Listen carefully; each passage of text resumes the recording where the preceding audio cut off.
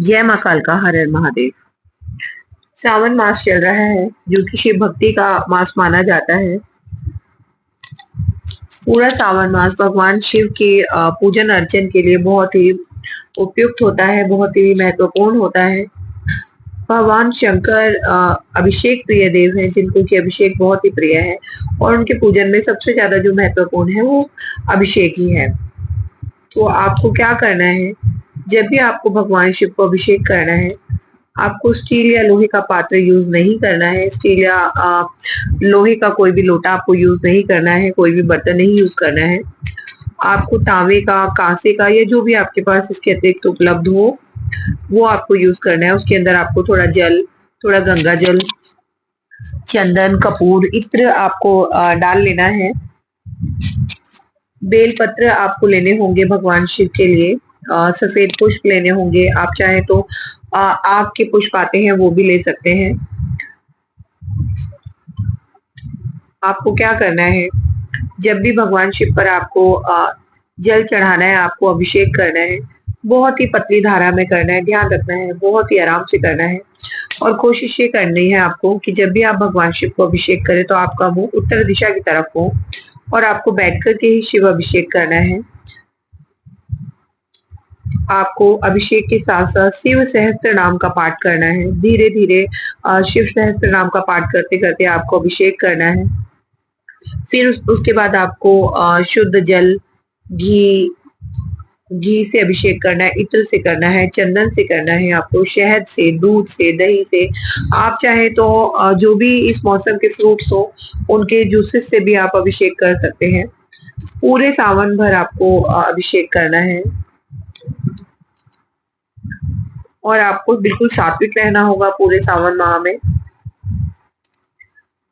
चाहे तो लहसुन प्याज का पूर्णतः त्याग कर सकते हैं पूरे सावन भर, और जो लोग नहीं कर सकते हैं वो खाली सोमवार की अगर व्रत करते हैं तो सोमवार वाले दिन भी आप बिल्कुल छोड़ सकते हैं लहसुन प्याज। सोमवार वाले दिन ना खाएं आप।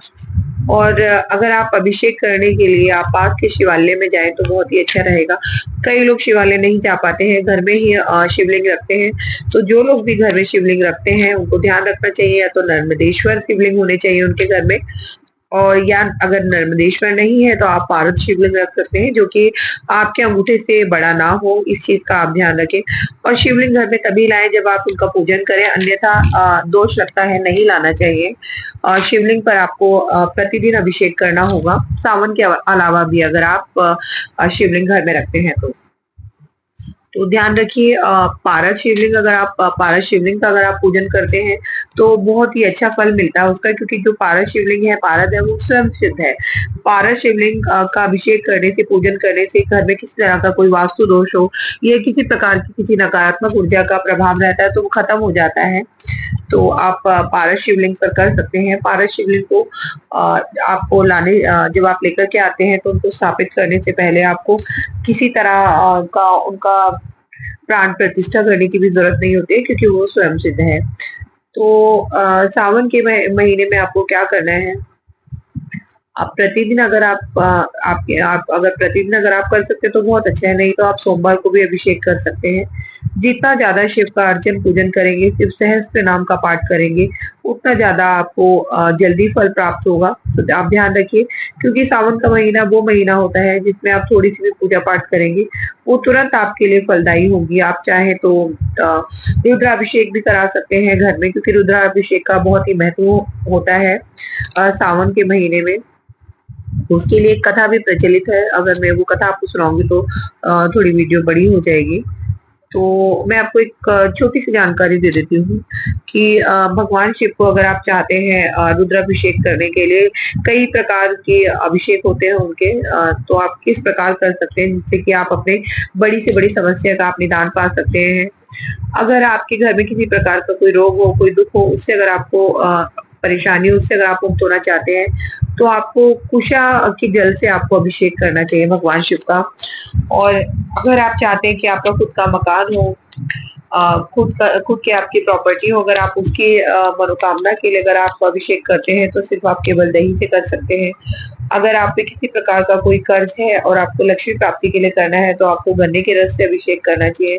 और धन वृद्धि के लिए आपको जल में शहद डाल कर के अभिषेक करना चाहिए। और अगर आप चाहते हैं कि आपको मोक्ष की प्राप्ति हो, तो किसी तीर्थ से लाए गए जल से अभिषेक करें, या तो आप नर्मदा के जल से अभिषेक करें, या आप गंगा जल से अभिषेक करें। और बीमारी को बिल्कुल ही जड़ से नष्ट करने के लिए आपको चंदन का इत्र मिला करके अभिषेक करना है। और कोई निसंतान है और वो संतान चाहता है, तो उसको गाय के दूध से अभिषेक करना चाहिए। या कोई किसी प्रकार के बुखार से या टाइफाइड वगैरह से पीड़ित है, तो उसको भी गंगा जल से ही अभिषेक करना चाहिए। और जो छोटे बच्चे होते हैं, वो ज्ञान प्राप्ति के लिए, जो थोड़े मंदबुद्धि होते हैं, पढ़ने में जिनका ध्यान नहीं होता, तो उन बच्चों को ज्ञान वर्धन के लिए दूध के अंदर चीनी मिला कर के अभिषेक करना चाहिए।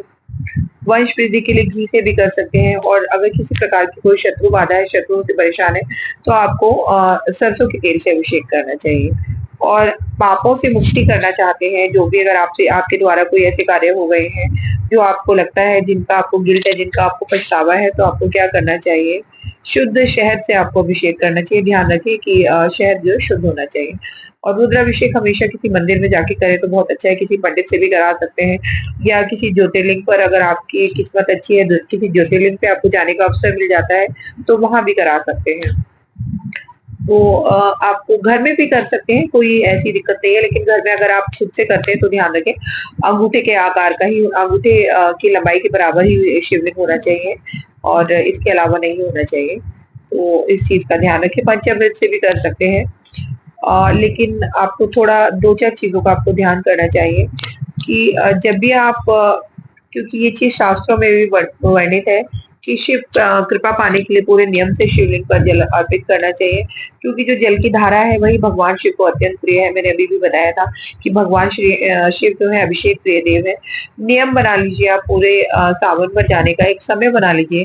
जब भी आपके पास समय उपलब्ध हो, लेकिन वो समय एक ही होना चाहिए, क्योंकि जिस प्रकार से हम लोगों को भूख एक निश्चित टाइम पर लगती है, इसी प्रकार पर, या हमें कोई भी हमारे जो कार्य होते हैं, हम उनको करने के लिए एक टाइम टेबल बना के रखते हैं कि इस टाइम पर हमारे घर में ये होगा, इस टाइम पर वो होगा। तो इसी तरीके से अगर हम कोई भी पूजन अर्चन स्टार्ट करते हैं, और किसी मंदिर में जाकर के हम कोई पूजा पाठ स्टार्ट करते हैं, तो क्या रहता है, वहाँ की शक्तियों को भी हमारा इंतजार रहता है। तो एक ही समय बनाएं, जिस समय पर भी आपको जाना हो उसी टाइम पर आपको जाना है। ये नहीं है कि कभी 10 बजे गए, कभी 11 बजे गए, कभी सुबह 5 बजे चले गए। तो इस तरीके से नहीं करना है, इस चीज का आपको ध्यान रखना चाहिए। और तेजी से बिल्कुल भी जल नहीं चढ़ाना है, बहुत पतली धार बना करके धीरे-धीरे ही अभिषेक करना है। और जब भी आप अभिषेक करें, ध्यान रखें कि छींटे आपके ऊपर ना आए, किसी भी प्रकार से आपके पैरों पर या आपके ऊपर छींटे नहीं आने चाहिए। और जो भी वस्तु आप शिवलिंग पर अर्पित करते हैं, ध्यान रखें कि जब आपने शिवलिंग पर आपने अभिषेक कर लिया, उसके बाद आपको जो भी वस्तु आपने अर्पित की है वो साइड में रख देनी है, और शुद्ध जल से शिवलिंग को साफ करके आना है। ये नहीं कि आपने जो भी सब किया और वहीं छोड़ दिया। अब जो लोग कर्जे से परेशान है, जिन लोगों के ऊपर बहुत ज्यादा कर्जा हो गया है, तो उनको क्या करना है, ये सावन भर करना है। मंगलवार को किसी भी शिव मंदिर में जाकर के शिवलिंग पर मसूर की दाल ले लेनी है, मुट्ठी भर। और आपको, आपके पास 7 मुट्ठी आपको लेकर के जानी है। हर मुट्ठी पर ओम ऋण मुक्तेश्वर महादेवाय नमः करते हुए शिवलिंग पर आपको चढ़ाते जाना है। क्योंकि और जिन व्यक्तियों को भी निरंतर रहता है कि उन पर कर्ज उनका खत्म ही नहीं होता है, जैसे ही वो एक जगह से अपना कर्ज खत्म करते दूसरी तरफ से चढ़ जाता है, तो उन्हें क्या करना है, उन्हें पूरे सावन के मंगलवार जाकर के उनको ये प्रयोग करना है। और प्रतिदिन उनको अपने घर में रात 8 बजे ऋण मोचक मंगल स्तोत्र का पाठ करना है। ध्यान रखें, ये जब भी ये क्रिया करनी है आपको, अगर आप सोमवार इसके सावन के मंगलवार से शुरू करते हैं तो बहुत अच्छा है। अगर इसके अतिरिक्त कभी करते हैं तो शुक्ल पक्ष के प्रथम मंगलवार से आपको शुरू करना चाहिए। और अगर आप प्रतिदिन नहीं कर सकते हैं पाठ, तो आपको प्रत्येक मंगलवार को तो करना ही करना चाहिए। सावन का महीना बहुत ही पुण्यदायी और बहुत विशेष फलदायी होता है, तो ध्यान रखिए।